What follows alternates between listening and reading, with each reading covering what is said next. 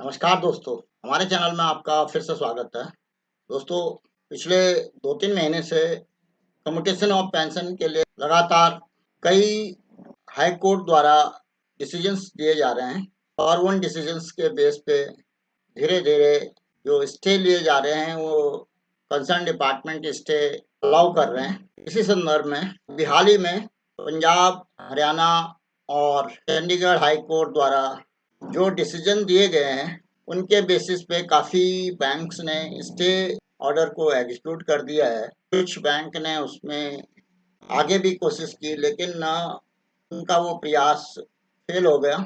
इस संबंध में जैसे कि आपको मालूम है कि 21/8/2024 को पंजाब, हरियाणा और चंडीगढ़ हाई कोर्ट में कम्यूटेशन ऑफ पेंशन की डेट थी, जिसमें कि रिस्पोंडेंट ने अपना रिप्लाई सबमिट करना था। लेकिन ऐसा प्रतीत होता है कि रिस्पोंडेंट ने रिप्लाई सबमिट नहीं किया और उन्होंने आगे की डेट मांगी। तो इस तरह से अब 18 अक्टूबर की डेट उन सभी केसेस में फिक्स हुई है।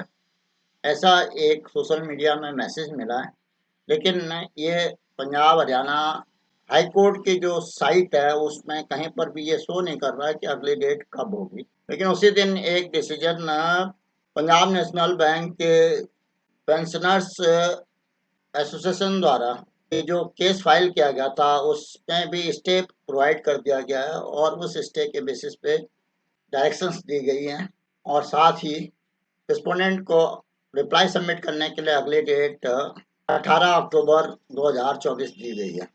दोस्तों, जब भी हमने ये कम्यूटेशन ऑफ पेंशन से रिलेटेड वीडियो बनाए हैं, तो उसके बाद हमारे पास काफ़ी कमेंट्स आने शुरू हो गए। सबसे पहला कमेंट तो ये था कि जो पुराने पेंशनर्स हैं, जिन्होंने 15 साल तक कम्यूटेशन का अमाउंट पे कर दिया, उन केसेस में क्या होगा? ये काफ़ी लोगों ने सवाल किए और ये स्वाभाविक भी है कि जिन लोगों ने 15 साल तक का पेमेंट किया, उनको क्या रिलीफ दिया जाएगा अगर हाई कोर्ट द्वारा 10 साल का कम्यूटेशन के रिपेमेंट का पीरियड किया जाता है। इस संबंध में मेरा ये मानना है कि जो कम्यूटेशन फैक्टर्स को डिसाइड करने के लिए मेजर फैक्टर हैं, उनमें इंटरेस्ट रेट काफ़ी महत्वपूर्ण है।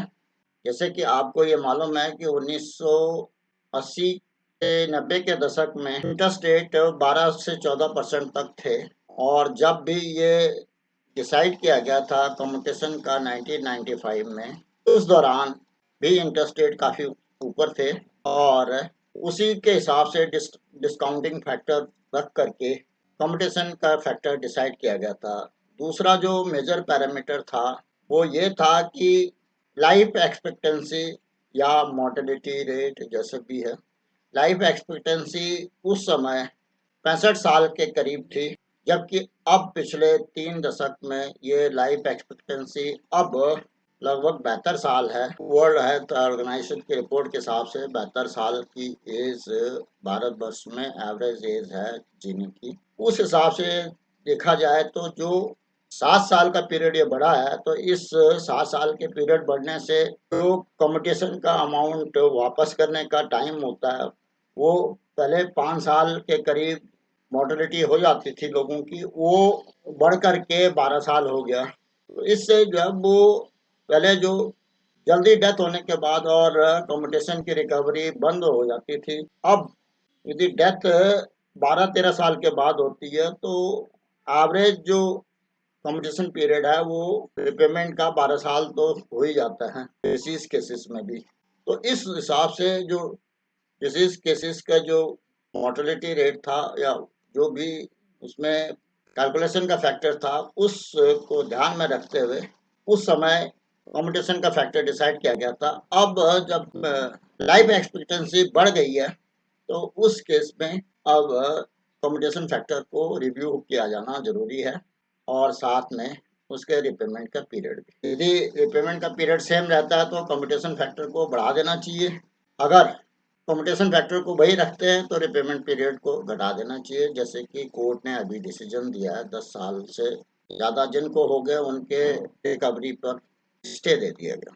अब उसमें जो सवाल उन लोगों का था जिन्होंने कि 15 साल रिपे कर दिया है, लेकिन अब इसमें डिसाइड क्या होता है, कोर्ट कौन से डेट से उसको लागू करवाती है। यदि आज की डेट से लागू करवाती है तो वो उन्हीं लोगों को बेनिफिट मिल पाएगा जो अभी तक 10-12 साल या जितना पीरियड डिसाइड किया जाता है उस पीरियड के अंदर आते हैं, और आगे आने वाले लोगों के लिए वो फायदेमंद होगा। लेकिन पुराने लोगों के लिए क्या पॉलिसी बनती है ये कोर्ट डायरेक्ट कर सकता है। इसमें अभी ये कहना बड़ा मुश्किल है कि जिन लोगों की 15 साल रिकवरी हो चुकी है क्या उनको रिफंड होगा या नहीं। दूसरा अहम सवाल आता है, अब इंटरेस्ट रेट सन 2000 से ही कम होने शुरू हो गए थे, तो ये कम्यूटेशन का जो पीरियड कम करना है तो ये 2000 या 2004-5 से ही लागू कर देना चाहिए, ताकि जो पुराने पेंशनर्स हैं उनको भी फायदा मिले। दोस्तों, इसमें भी वही बात आती है कि रेट ऑफ इंटरेस्ट 2003-4 के बाद 5 से 7% के बीच में चल रहे हैं डिपॉजिट्स पे। लेकिन क्या सरकार या कोर्ट इस चीज़ को मानेगी, क्योंकि कोर्ट के सामने तो अभी 2024 में ही ये केस फाइल किए गए हैं, तो कोर्ट क्या बैक डेट से इस डिसीजन को देगी या नहीं, ये कहना मुश्किल है। तीसरा, एक एसबीआई के पेंशनर्स के द्वारा बार बार सवाल किया जा रहा है, एसबीआई का जो कम्यूटेशन का फैक्टर है वो पीएसयू बैंक के मुकाबले काफ़ी कम है। पीएसयू बैंक का 9.86 है और एसबीआई का 6.61 है, तो ये लगभग 1/3 कम है। जो रिपेमेंट पीरियड है उसको कम किया जाता है तो वो सभी केसेस में बराबर होना चाहिए। एसबीआई के केस में जो कम्यूटेशन का अमाउंट है उसको रिपे करने के लिए कम पीरियड होना चाहिए।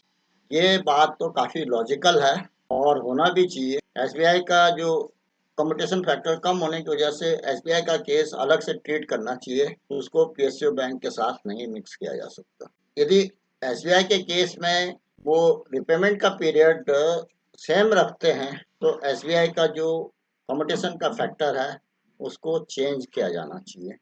दोस्तों, इसके एसबीआई के कम्यूटेशन फैक्टर में federation of SBI pensioners association है, उसने मैनेजमेंट को कम्युनिकेट किया है कि एसबीआई का जो कम्यूटेशन का फैक्टर है उसको पीएसयू बैंक के बराबर कर दिया जाए। बेशक जो रिकवरी का पीरियड है वो पीएसयू बैंक के बराबर ही जो कोर्ट डिसाइड करेगी वही रहेगा। मैं भी उनकी बात से सहमत हूँ कि यदि पीएसयू बैंक के बराबर कम्यूटेशन फैक्टर हो जाता है तो सेम अमाउंट उनको मिलना शुरू हो जाएगा, तो सेम पीरियड रिपेमेंट का भी रह सकता है। इस संबंध में मैं अपना पर्सनल केस बता दूं कि मैंने 2018 में जब एसबीआई का कम्यूटेशन फैक्टर काफ़ी कम था तो मैंने कम्यूटेशन की ऑप्शन को ऑप्ट नहीं किया था और मैं अपनी पूरी पेंशन ले रहा था, क्योंकि मुझे मालूम था कि ये एसबीआई का जो कम्यूटेशन फैक्टर है वो मार्केट रेट से काफ़ी कम है, जिसकी वजह से कॉम्पिटिशन कराना कोई फ़ायदेमंद नहीं है। हालाँकि काफ़ी हमारे साथी उससे सहमत नहीं होंगे, क्योंकि कॉम्पिटिशन से एक बारी एक मुश्त अमाउंट मिल जाता है। कई लोग कहते हैं कि उसको हम शेयर मार्केट में इन्वेस्ट कर देंगे, इधर दूसरी जगह इन्वेस्ट कर देंगे तो उससे रिटर्न हमें कई गुना ज़्यादा मिलेगा। तो जो कॉम्पिटिशन फैक्टर का जो मैटर है वो अपने आप ही सबसाइड हो जाता है। लेकिन मैं उनकी बातों से कन्विंस नहीं था तो मैंने पेंशन नहीं करवाया था। दोस्तों, जैसे कि हाल ही में एक मैंने पिछला वीडियो बनाया था, पीएनबी के पेंशनर्स और रिटायरीज की जो एसोसिएशन है उन्होंने भी स्टे ले लिया और उनके काफ़ी मेंबर्स हैं। उन मेंबर्स को अब 10 साल से ज़्यादा पीरियड का स्टे मिल जाएगा कम्यूटेड पेंशन के रिपेमेंट के लिए। तो उसमें एसबीआई के पेंशनर्स का भी बार बार कमेंट आ रहे हैं कि federation of SBI pensioners association क्यों नहीं इसी तरह में चंडीगढ़ हाई कोर्ट में केस फाइल करती है, ताकि सभी एसबीआई के पेंशनर्स को भी रिलीफ मिल जाए।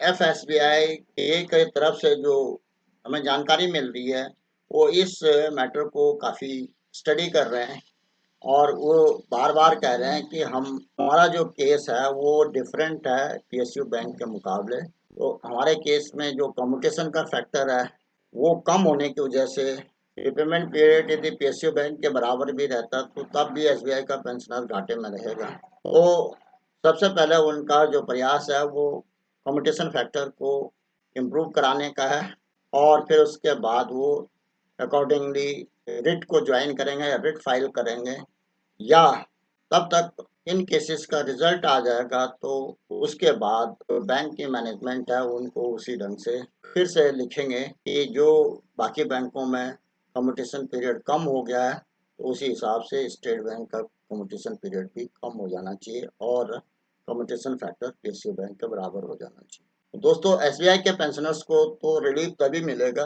जब उनको एक तरफ जो कम्यूटेशन फैक्टर है वो पीएसयू बैंक के बराबर हो, और दूसरी तरफ रिकवरी का पीरियड भी फिर पीएसयू बैंक के बराबर ही हो, एज पर इंडस्ट्री डायरेक्शंस, या जो कोर्ट पूरी बैंकिंग इंडस्ट्री के लिए डायरेक्शंस देगा।